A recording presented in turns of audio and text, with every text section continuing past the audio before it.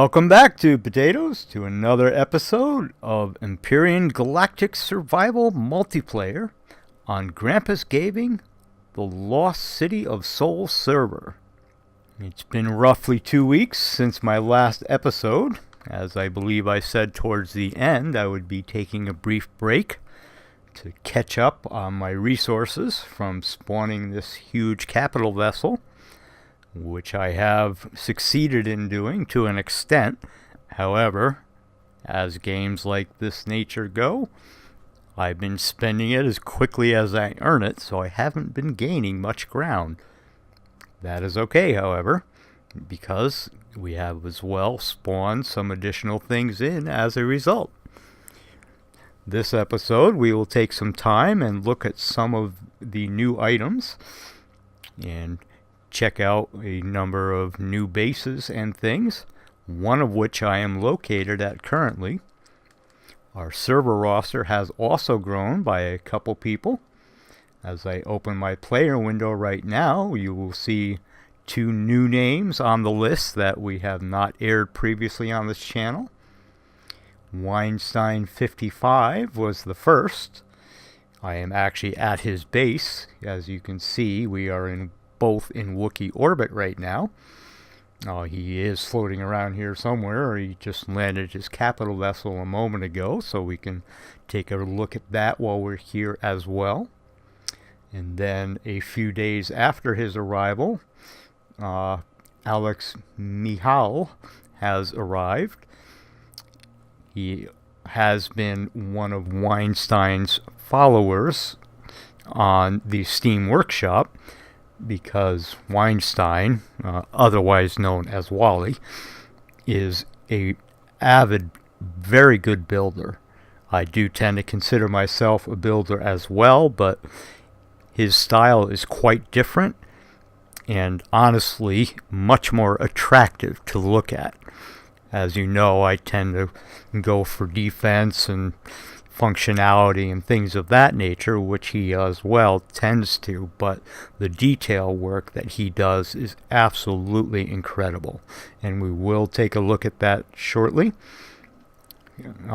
We are in space, of course, so he has a quite sizable space base, which he has used previously on the server that he had been playing at the past, I don't know, year or so, I believe, which was the Wolf server. My understanding is on that server he actually was their primary builder and did most of, if not all of, the building. I believe that only he was able to create things like base starters and vessel starters, but he did not participate in the player versus player aspect that server is frequently known for. So that was his role on the server. So I feel that we are quite lucky that he has chosen to join us instead, and there are reasons behind that, which certainly he's welcome to mention, but I will not go into detail, as there are often reasons why you depart a group of individuals, and we'll leave it at that for now. You will also notice in front of you, you see quite a few cracked blocks in the windows, as the crypt is now a battle-proven ship. We'll take a look at the damage in a moment, but before I move too far, I will pop an image here. This screenshot was taken after the fact, as I did not actually record the battle itself, partially because I honestly did not know how it was going to go, but also because I simply did not have the recording software running at the time. In the asteroid field down at the end of the warp tunnel that takes us north next to Earth, the station is now owned by myself. We'll take the screenshot off now and take a look at the registry, and you can see that I currently own a base now in the asteroid field. If I can find it on the list here. Where is it? Where is it? Hello? At any rate, I do own it, and I have it set to faction, though I have not yet looted it or broken it down. It's got to be in the list here somewhere. Here we go. Trading outposts. This guy here, the Magatsu shipyard, which is actually a larger base. It was a bit challenging, and they did succeed in taking out 3 of the turrets on the ship.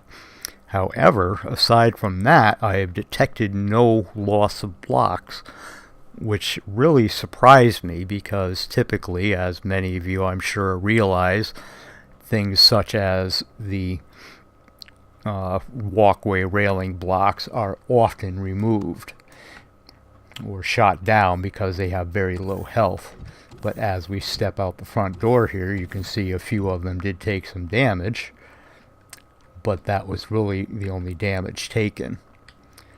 Now my ship had taken some additional damage up on the front deck here, I think on the other side, yes. So there's a few dents and dings and bruises and the like. I will repair it once I return to my home base on Kepler 501, as I prefer to do that in an oxygen atmosphere, since this vessel does have a greenhouse of 144 plots. So if I lose them by repairing in a space base, for example, I am required to replant them, which can become a bit of a mission. But aside from those minor points of damage, the ship is in quite good shape, so I'm quite satisfied with the proficiency it offered during battle. Even the drill turrets and such really didn't take damage, but as I said, there are a couple missing turrets here and there, but even the majority of the player turrets survived the battle. I did actually turn on the afterburner mode, which is my high movement routine. Take a look at the control panel here briefly, but with the standard movement, which has use of the large thrusters as well as half of the RCFs, here are the motion statistics, which in itself is acceptable. This is my low power mode, which I use the majority of the time because this ship is very thirsty on power. If we turn up the afterburners, even without the turrets being active, you can see a substantial drop in the power remaining here. The afterburners themselves virtually cut the power usage or the duration in half, so increase by a factor of 2.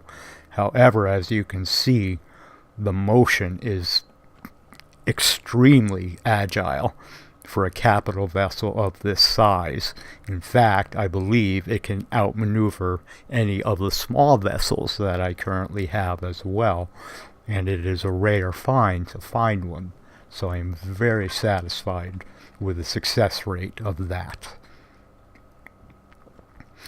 From here, as you can see, we're out looking at the Grindel AS3, which is the starter ship that Wally spawned in.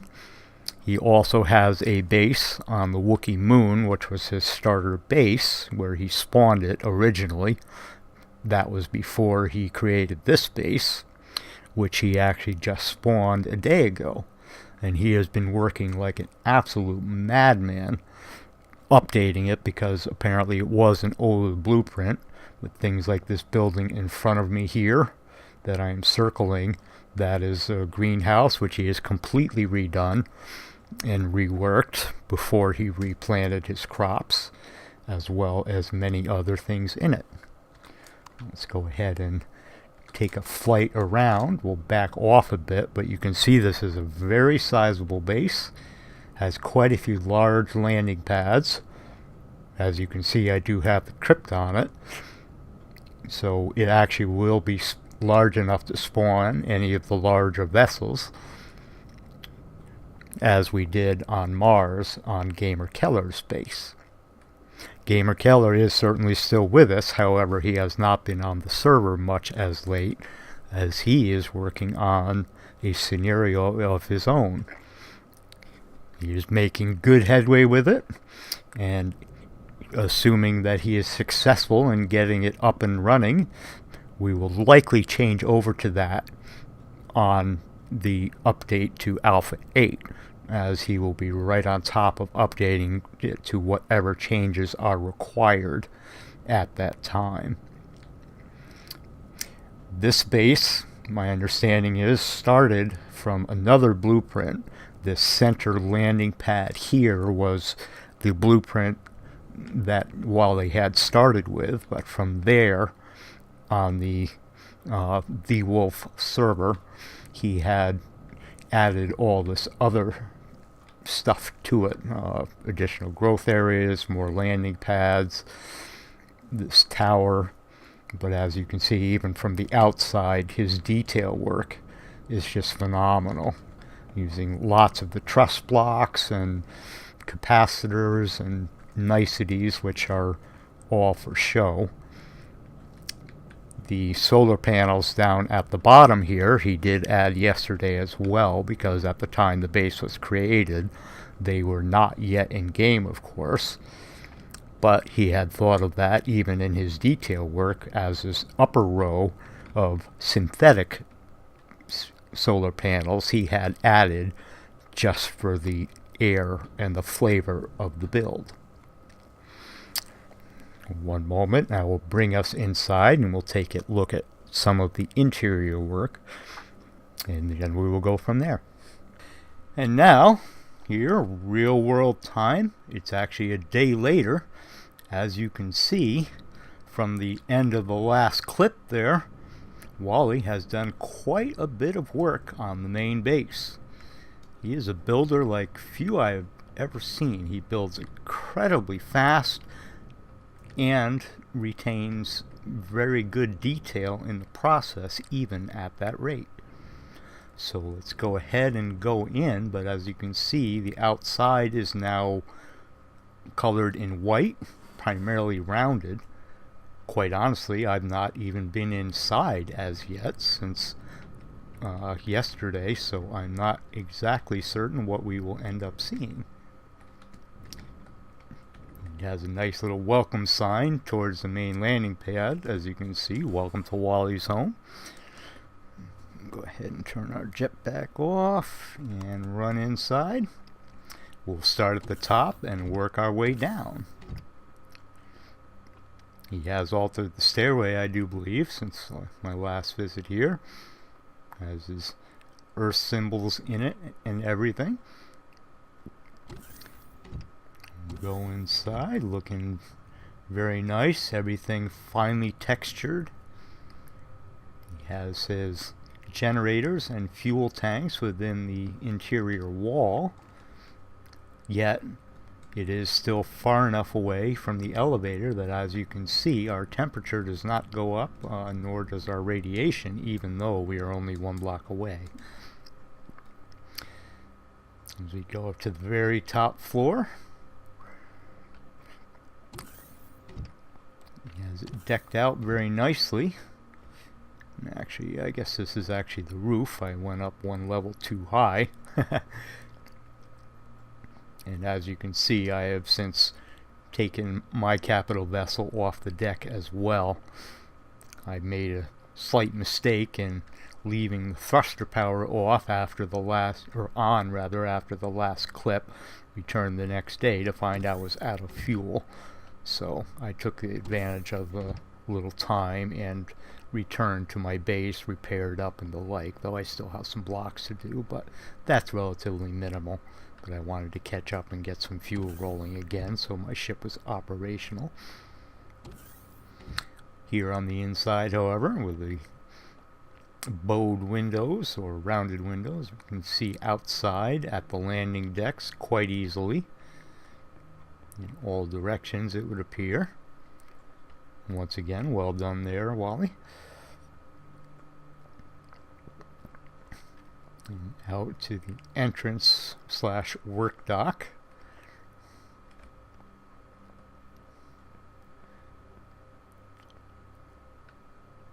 This direction. This whole section here, I think that might actually be new since I was here yesterday as well, though I can't be absolutely certain. I'll have to review the video to be sure. And then down a floor, we go to what I believe will be the living quarters. There's an exit on one side or the other. Actually, I guess there's an exit on all sides, so we'll head out, let's see, towards my CV is this way, I believe, and see what's in this room. This goes out to an upper landing deck. This is actually right angles, actually. Okay, yes, this is the greenhouse over here. We will enter that in just a moment. But this he has expanded. The original shop that you saw from the first clip, this was primarily just wall blocks. My understanding is at the time he originally created the base, the blocks did not take damage on hard landings in PvP zones. However, now that they do, since he has set up the top of the greenhouse as another landing pad, he did not want to risk losing the atmosphere if a wall block, which is only 1,000 hit points, was damaged or broken through, to lose all of his crops, which is understandable. I know from creating this base that he has 400 plots on it overall, so that's quite a few plants to replant. As we exit, we will turn left now and head out that direction. A small hallway into his manufacturing area, inside of which he has a few advanced constructors, a number of cargo boxes for hands-on resources and such. And then this lands out to a bay which will fit one of the ships I believe he intends to spawn before too long. But the ship itself apparently will land and tie right into this landing bay. However, it does not have gravity apparently as I float away as I run off the end, but this landing bay here is where he will have, I believe, his next capital vessel, though it may be 2 down the road. I am not quite certain there. Get a little closer. Okay, gravity's back. Very good.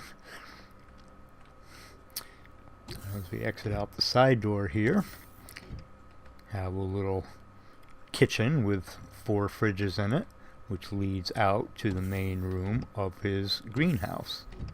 At this point, he has not yet replaced the plots because he wanted to get his work done first, which is certainly understandable. Again, these are a lot of plots to plant.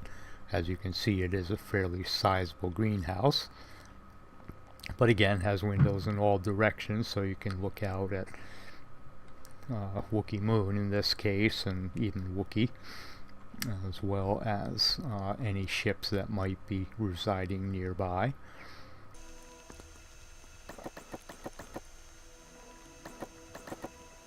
And from there, we just did a quick run. We'll enter. There's 2. He's got 3 white doors and 1, or no, I'm sorry, 2 white, a blue, and a red. Kind of American colors, isn't it? As we enter this direction, this enters into the living space. We have the main crew lounge, bookshelves and couches and eatery tables, etc., along with decorations, and of course a window once again looking out at the Wookiee Moon, as well as some of the exterior of his base. We will do another fly around before we depart, as he has done quite a bit of work on the outside as well, even since our last video. And then this room is destined to be the captain's quarters. This will be the commander's living space, if you will. But as you can see, he apparently has not gotten to the inside of it as yet. Structures of this size, of course, take quite a while to do. I say he does it very fast in a day, but still he has been playing quite a few hours in those days, as this has been over the weekend. And then this is back to the main entrance where we came in. So from here we will go down a level and see what is below. Need to be careful here because this is an open area, which at one point he had a number of fuel and oxygen tanks in here. I imagine he has intended something along those lines as well. At the very bottom there had been 4 rounded rooms, and I know he has been working on this as well. As you can see, it is no longer the case, so this is all brand new to my eyes. Windows out both sides. To an elevator, which appears to go to an internal hangar. Very nice, using the force field bays. These look like maybe the 7x14. It's hard to say exactly. Let's see. 1, 2, 3, 4, 5, 6, 7, 8, 9, 10, 11, 12, 13, 14. Yes, indeed, the 7x14 force field size, which are the same ones that we have added to Grandpa's base for the internal hangar. I don't believe we have viewed that on my channel, but we will be stopping by there before the end of the episode. Again, he has added detail work, like what is clearly a control room of sorts. And I am floating again, so again, gravity apparently is out of range at this point. I'm confident he will add some in at one point to the outer reaches of the base, but has not quite gotten to that as yet. With turrets and the whole 9 yards, very nice. I imagine there's a door to get inside this. Oh, I see. Underneath, okay. So we'll take a quick look into the control room, or control tower, I suppose. Good. Once again, windows all the way around, so you can see what's coming in as well as what is in the hangar bay.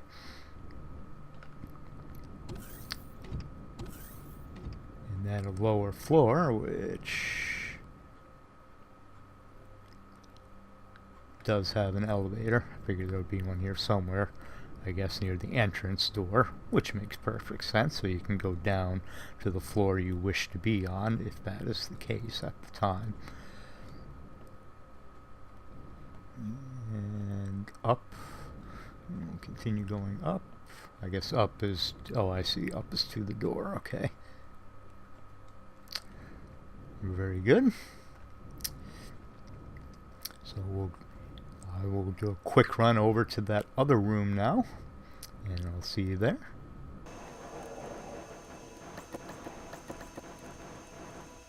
Okay, now that I'm outside, it's a little easier for me to get my orientation, but I guess this is actually the living quarters section, isn't it? So yes, this is an entirely new wing. I guess I have seen this because I've been inside it, but I don't believe he had the exterior detail work done at the time. As we come down below, he has done a bit more work underneath at the solar panels, which I believe I had pointed out. He's improved the angle, so now they are slanted blocks. In fact, let's take a look at his battery power just to see if it is gaining enough, or if his base is large enough. As I anticipated, 0% battery, which is how most our bases run. I believe there is more balancing to be done as yet on the power panels from Empyrion, or from Eleon rather, because they definitely do not keep up on even a mid-sized base. They tend to run out of juice. They certainly help with your power, nonetheless, they do not cover the entire base. So as we back away, we will say farewell to the Wookiee Moon space base, crafted by Wallenstein 55, and we will head over next to Grandpa's base in Jupiter Moon. Actually, we'll stop at Mars, my mistake, which is actually on the way to Gamer Keller's base, because we have done some expansions on that, and we will take a look at a new ship. Since we were traveling through the asteroid field along the way, I decided we'll just swing by the base I took over. As I speak to you right now, I still have not looted it or broken it down, but I will likely do that on the way back, using the multi-turrets on the front of the ship on my return home from Jupiter. There it is up ahead as we float towards it. I do have the brakes off to help save with fuel, as I am pretty tight on that, as I had mentioned previously. We approach a little closer, it should come into range. It's actually further away, I think, than it appears, because it is a fairly sizable base as well. Do a quick view around, because sometimes screenshots do not do justice. But as you can see, the turrets on my ship did really tear apart a couple of the landing bays towards the tail end. Quite a few blocks. Did a lot of dodging and weaving, of course. As I had mentioned previously in the video, this ship really gets up and goes. And yes, you can also see the Millennium Falcon on the top of my ship. You are correct. I will go through that at the very end of the episode. But this is completely mine at this point. I will go in and loot it and like that on the way back, as I said. So, at this point, we will continue on the way to Mars, and I will be back with you in just a moment. And as you can see, we have now arrived at Mars, at Gamer Keller's Mars Space Station. We have been here a few times. Each time it's gotten a bit larger. This is in fact where we spawned the crypt. But since then, this long, very long ship here, I stumbled across in the workshop and wanted to take a look at. I'll do a quick flyby as I'm talking here, but I will include the links of 2 videos that Grandpa's Gaming had made, which I did participate with as I brought it in, and then as a walkthrough. The first of which was with he and with Wally. I believe it was the day after Wally arrived. Both were quite impressed, to the point where Grandpa actually decided to spawn one of his own. And with that one, he actually will be doing some alterations, because it gets up and goes. It will go up and forward very quickly, but the turning rate is absolutely horrible. It is, I don't wish to use a negative term, as it were, because it is clearly done as a model ship. But it is actually a very beautiful build. The detail work is very impressive. So please do check out the 2 videos that I will link below from Grandpa's Gaming channel. In order to spawn this, however, we did have to expend the pad out another 30 blocks, as it is approximately 25 blocks longer than the crypt is even, which previously had been, I believe, the largest ship we had on the server. Well, the longest. I believe Big Daddy Doug has one that he calls the Big Ugly, which is a much more square design. So it actually covers more area. I believe there is more internal space on that ship but it is quite empty. It's kind of a big empty box, so you can put all sorts of stuff inside it, but it is still class 25 as the crypt is. And it does appear that someone has been here, as the last time I was here, the deck had varying patterns. We just built it basically with concrete and such, but did not do any of the texture or painting work. But I can see that quite a bit of painting has been done, so I'm wondering if I may have seen or have missed Gamer Keller come onto the server. As I believe I mentioned earlier in the video as well, he is working quite hard on a scenario that we do intend to run on the server once Alpha 8 is out, and he is able to update it to that version. The inside of the base is very similar to as it looked previously. I don't believe he's done much work, although I should go inside since he clearly has been here. He may have worked more, I imagine, on the greenhouse if he has done things. I will check that out, and if that is the case, I'll bring you in. But otherwise, the next step for me is going to be to clear off the flight deck from his 3 capital vessels, one of which you certainly recognize over here, because I will be spawning another capital vessel to leave here. We have some showcase areas, which of course was one of the intentions, I should say, that Gamer Keller had to use this as kind of a show base. So I've decided capital vessels I find that are nice, I will be leaving here, because Grandpa's base is actually beginning fairly populated on the capital vessels, so I will leave the small vessels there. So let's clear the flight deck, and then I will bring you back then. And I think I am set now to spawn the new one. Before I do, however, I have to say that I believe it actually was Gamer Keller has managed to sneak onto the server when I've been offline, as he did have at one point a replacement lich on his ship, which he had not set to faction, and that ship itself has moved, therefore it had to be him. I know sometimes Grandpa swings by, or perhaps Doc Hoppy have swung by since it's adjacent and puttered with other bases, but it looks like the work on the base itself was Gamer Keller himself. So the new capital vessel I'm spawning, as you can already see in front of you with the image, is a model of Stargate Atlantis, or Atlantis City from the television show Stargate Atlantis, I suppose.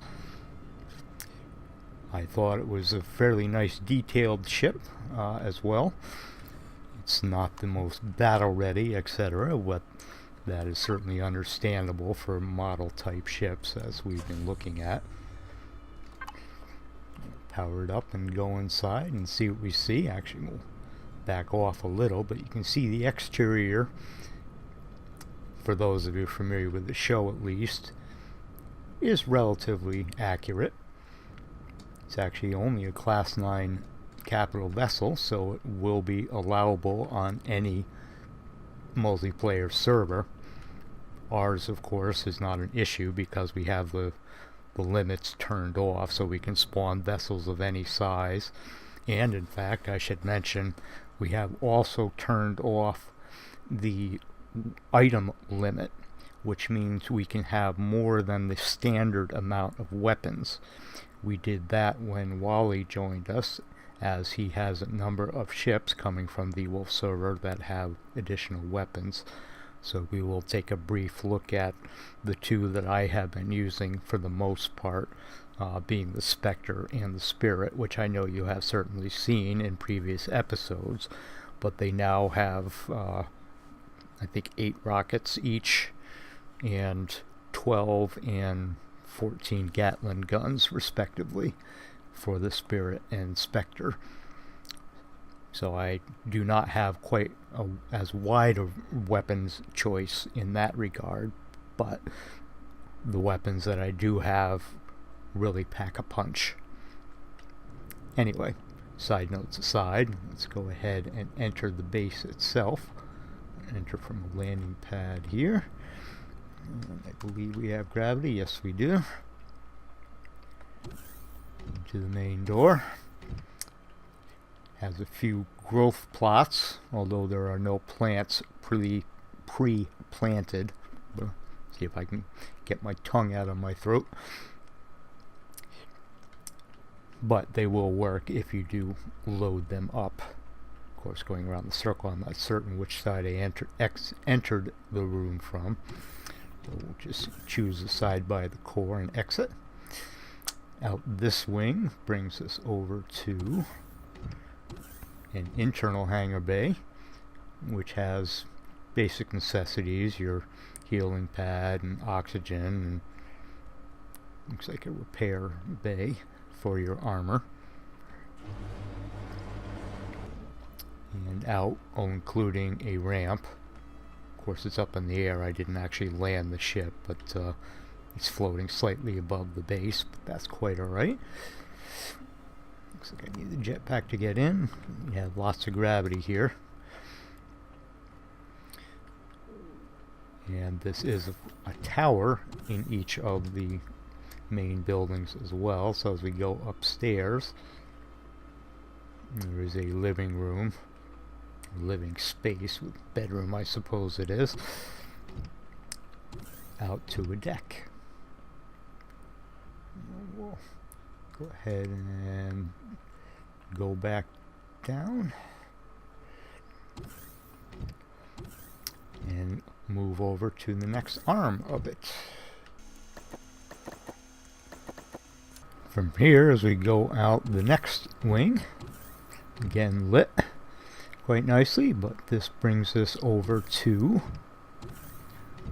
another tower room. You can see the elevator, but this one contains your power, your warp drive tank. I imagine the warp drive is in here somewhere, along with a constructor. 2 actually, 3, 4. A couple constructors on the multiple floors, it appears. My count was right. I saw 6, I believe, along with some additional generators and cargo storage. But this building has little to no external windows, so that does tend to keep the constructors a bit safer from attack, as the combat steel blocks do have more health, of course, than the window blocks. Even the armored glass only have half the health of the combat steel. Around over to our left once again, which enters the third tower. Or am I going around the same way? Nope, okay. So there are actually 2 hover bay hangars with ramps.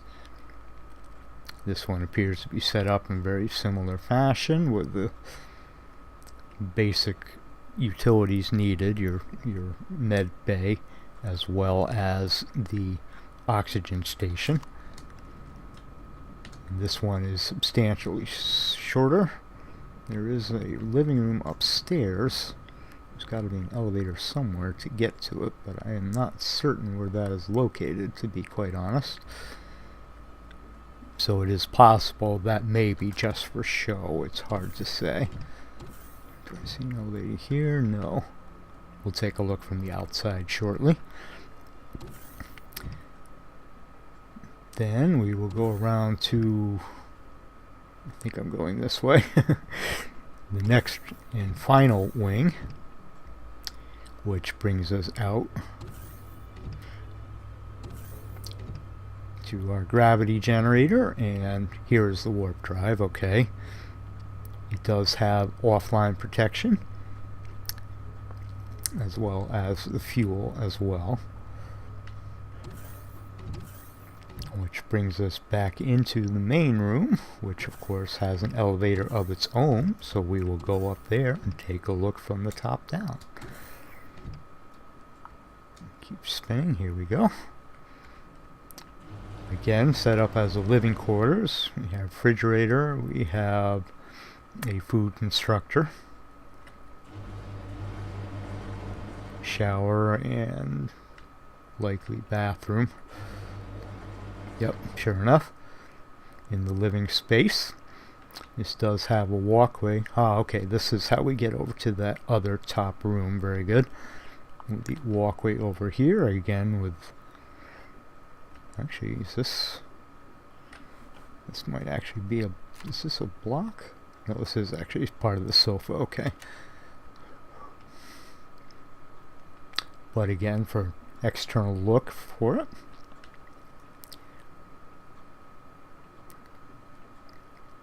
And then from here, goes up one more level,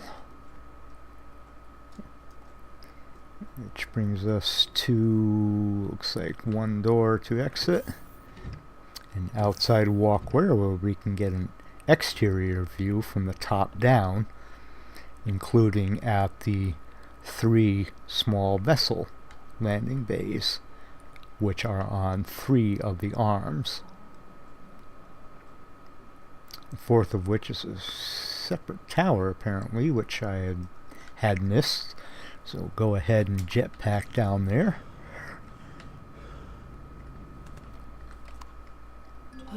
But this tower does appear to be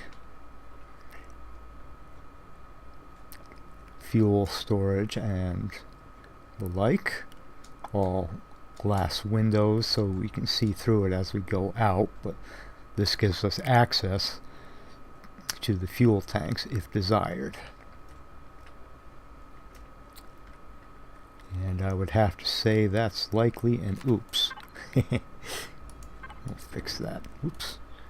We will fix that. There we go. Okay. There's always that one missed block that you escape.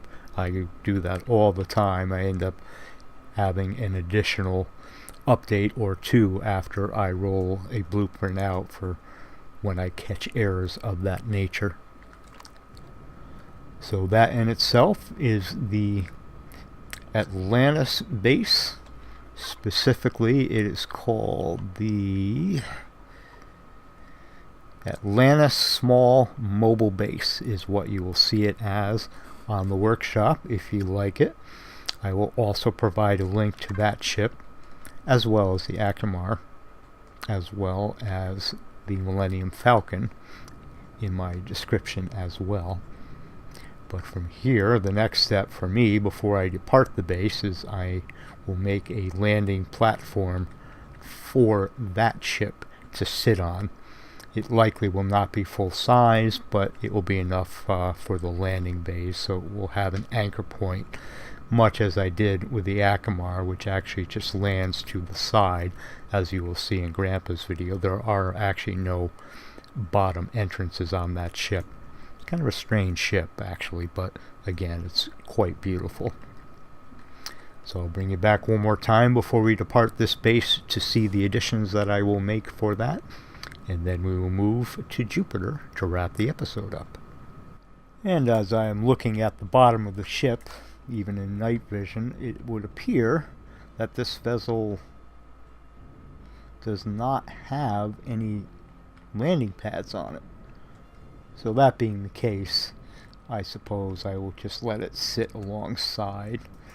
You can sit there and float. It will remain in powered down mode since there are no crops, etc. So there's no need to burn fuel, of course. But being that there are actually no landing pads, it doesn't make sense to dock it or set it on a base specifically. So we will just move it off to the side. I think likely behind the tower is the way to go, but I'll put it off a little bit because this is where we tend to park a few of the ships that Keller usually does have sitting on the base itself. And finally, on the Atlantis, as I missed last time, there was actually an additional level up top. As I was getting in to move it, I realized I never found the cockpit. If we do go up all the way to the very top of the central tower, in here is actually the cockpit of the ship itself. Might as well go in and take a look at some of the details of the ship while we are in here. It does have adequate movement for a capital vessel, certainly enough upward thrust to take it where it needs to go. And also has some weapons, not the full array, but it has enough. Many of them are used as almost as decoration along the side of the central tower, but it is capable of keeping alive if you actually choose to use it as a functional ship in your military. Back off a little bit, but as you can see, it does lift off and move around fairly adequate. Needs a little more downward thrust. I think it goes a little slow there, but again, it's a display model, so that is not particularly surprising to me to find out. Many models suffer the effects of detail work overriding functionality. And as you can now see, we have arrived at Grandpa's base here in Jupiter orbit. You can see that he has expanded this base a bit as well. To the right of my ship is his Grandpa's retirement, which is his primary capital vessel. And extending from that, you will see a finger, which is where he keeps his Achemer 5. That ship, however, at the moment is currently in the AMI orbit, or is it Amira? It's in one of the other systems nearby. Let's take a look at the registry. We'll take a look briefly, but he is not actually here at the base. Let's see. Where is it? Achemer GP. I want to say it was in the AMI orbit. Oh yeah, Amira. Here it is, right here. So Amira, not Ami, or Amy. Pronounce it as you will. So he's not at the base, which is okay. So let's go ahead and get out of the cockpit, and we'll take a start by making a quick look, of course, at the updates I had mentioned previously. The Spectre, as you have seen previously, of course, but not in this particular configuration, now has the 8 rockets, and I want to say, is it 14 of the multi-turrets, or excuse me, Gatling guns.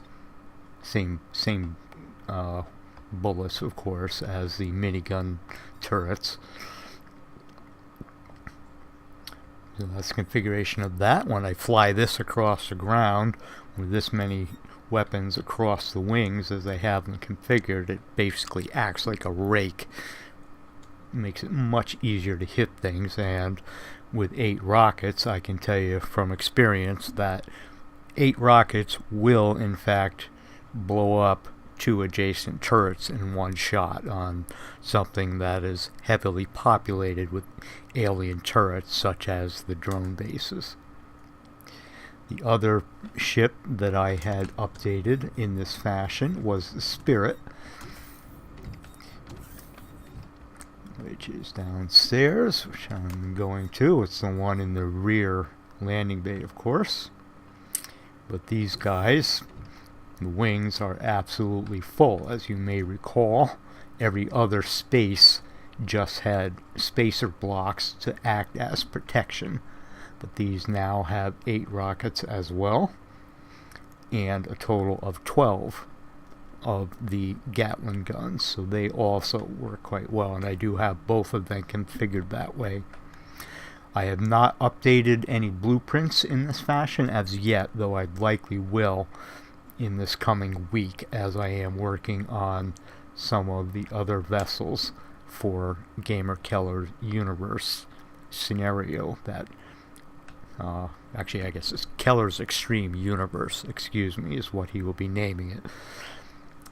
But we will be using some of our own vessels in that as additional POIs, as I will be working on the Tombstone base, which you have certainly seen. That is my big flat base, which he intends to use as a patrol vessel base on one of the extreme planets. we will set up a cemetery, again with the alien turrets to replace the player weaponry, as a ultra-hard planetary vessel. I hope I can find some videos of people going up against that, because that ship, as you know, is built like a tank. It's designed around battle, so that will be quite a challenge for the player to actually take down. And then the third is the ship we're standing in, the Crypt, which I believe he said he was considering using as a freighter ship. Of course, in order to loot the entire thing was something over 400 cargo boxes and 100 fridges and the like. If you do not replace a core on this ship, there is no chance in looting the entire thing within the half-hour period that you get. So from here, the third and final ship that we will be looking at here in Jupiter orbit is in fact the Millennium Falcon. This version of the Millennium Falcon, and there are multiples on the workshop, I realize, was actually created by Piddlefoot, who is the individual who has created the Lost City of Sol exploration, Xerax invasion scenario that we are playing, so I thought it appropriate to give him kudos on that.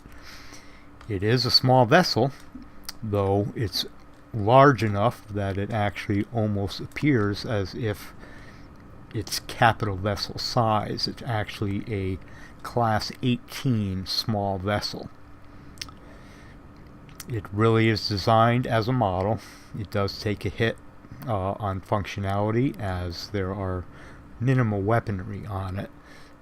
In fact, there is not even an ammo box on it, so you cannot even arm the few weapons that do reside on it. But as you can see, if I hit the right button here, the detail work as we go around the outside is absolutely phenomenal. And it matches very well, actually, with the movie model. Should power it up, actually, but has multiple rear-facing engines, which give the same general look as closely as can be attained with square block shapes as we have here in Empyrion of the Millennium Falcon's ship-wide rear motor. Continue going around the outside here, and you can see the detail work and things here and there, the radars, bumps and alterations that the Han Solo character and Chewbacca had done as updates on the ship, because it is a heavily modified ship as he described it, of course, in the movies. Go ahead and take a look inside, but even the interior work is actually very good. The cockpit. The main entrance is actually here, but there is also a rear landing pad, which I guess I'm a little too close, so see if we can do it with the drone. But it does have a landing bay that comes down. However, it does appear to be too low profile to fit through yourself, so as a player you actually do need to enter through the side door, which does also exist on the actual Millennium Falcon as a docking bay they use when they are connected to a ship in space. But as we enter the main room, or the main entranceway, couple side rooms, which I imagine are from the model. I will say that Piddlefoot, as he created the vessel, there are screenshots of an actual physical model that he apparently built in real life, so I imagine that he used that as a guideline in order to create the ship with a strong amount of accuracy. First room to the left rather, goes into aerated room, which, as you can see, has some of the thrusters visible in it. I do not recall what was in this room in the movie. You will certainly recognize some of it as we go around it. In the rear, he has a room with multiple oxygen and fuel tanks. And as you can see, it does have oxygen and all that, though I do not have enough in the ship to actually fill up the air. Inside room, which goes back to, again, more oxygen tanks back here.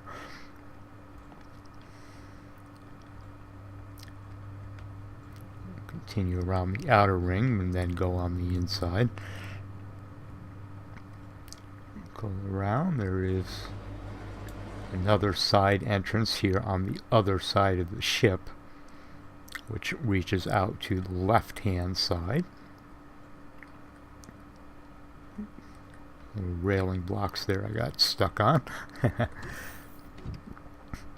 further around the circle, do go up a ramp and then into the room, which I'm sure everyone will recognize. And here's a little table with the animated chess game that I believe it was R2 at the time had to let the Wookiee win, because androids are not known to pull people's arms out of their sockets when they lose, I believe was the quote, give or take a word.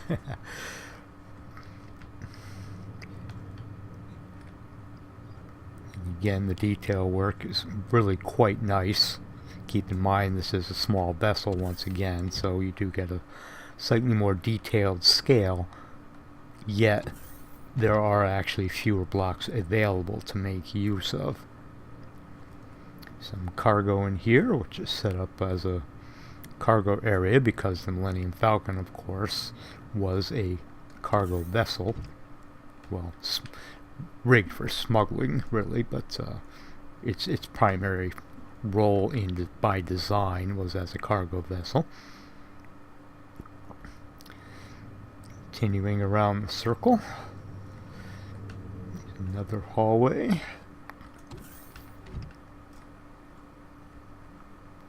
And here is actually the cockpit itself. Unfortunately, as I had said, there are some blocks that simply do not quite work for the intended purpose, as a single cockpit seat is all that will fit here.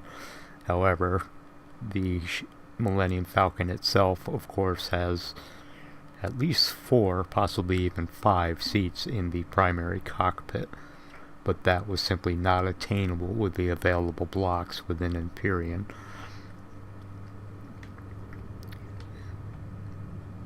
Detail work with piping and such on the inside, so the workings of it, of course.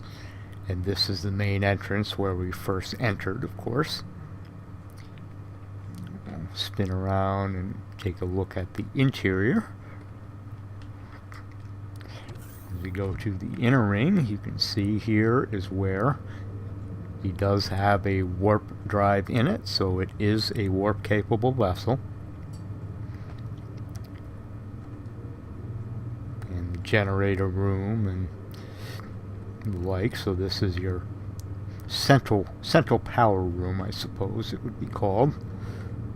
Although it is too short to actually walk all the way around with this block. Again, that's a matter of size. Don't believe, yeah, I can't actually spawn a drone in here. Unless, maybe I can do this. Rotate sideways, there we go. Yeah, that works. Okay. To get around the back side, again, the piping and the details are quite nice in the ship. Leads us out to the other side of the room here. Back to the main game room, I guess we'll call it. Does have the armor station and oxygen stations and nearly everything one would need, really, of course. But that's pretty much it, I think that's the entirety of the ship. If I can get to the right angle of the wing here, we'll sit down in the cockpit seat again, just to show the statistics of the vessel. And this one, or do I need to go around 180? Yes, it's this one. There we go. Go ahead and sit down in the pilot's seat. Open the control panel, and as you can see in the statistics, once I turn the engines, do I have everything on? Yes, I do. But it does have ample thrust to get up, certainly a lot in the back, of course, because the Millennium Falcon is, of course, one of the fastest ships in the galaxy in that universe. It does have a total of 8 weapons, 4 railguns and 4 plasma cannons, which are on the top and bottom.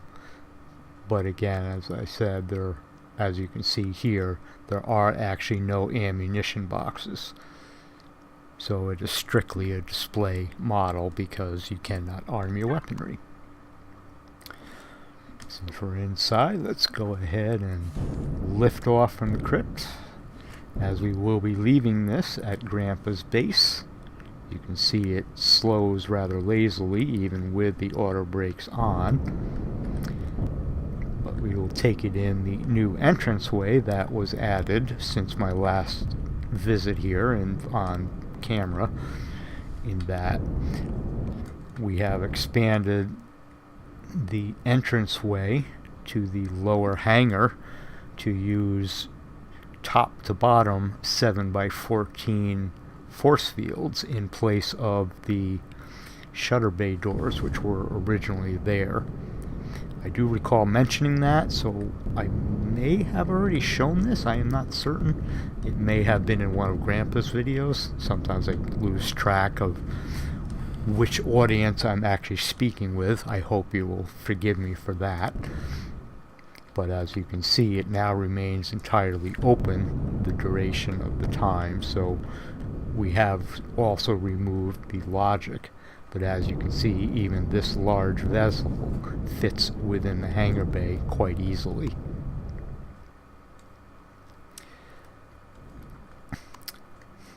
Let's see if we can find a spot to land this. The only problem is the ship is so big I can't see what's underneath. I think I'll park it over here towards the left. But Grandpa and I think Doc Hoppy have been working on this as well, as was Papa Rob, although Papa has not been on in nearly a week at this point. Hope everything is okay with you, Papa Rob, if you hear this, as he recently has had some medical situations to tend to, so that my concern is simply that that may have run into a complication on his end. I truly hope that is not the case. So we will land the Falcon here, as it is actually set to faction. And Grandpa can take a look and play and choose and do with this as he desires. That is more or less as we will leave it. I think it likely it may be at least another week, possibly 2, before I am able to create another video. As I had mentioned, I will be doing some updates on some of my blueprints and then emailing them to Gamer Keller, since some of the NPC blocks cannot actually be uploaded to the Steam Workshop. So we will get them, or I will get them to him directly by email. I'm not really sure what I've gotten myself into in this escapade, because I've not used the POI blocks as yet. That is something I have not taken the time to learn about. So I'm sure I'm getting myself in over my head, but that's the best way to learn, and it's a crash course as usual. I just don't know what I'm getting myself into. I suppose I will discover that as time progresses. But what I do know is that I'm okay. It's the world that's all wrong. It's just a matter of perspective. Thank you very much for watching, and take care.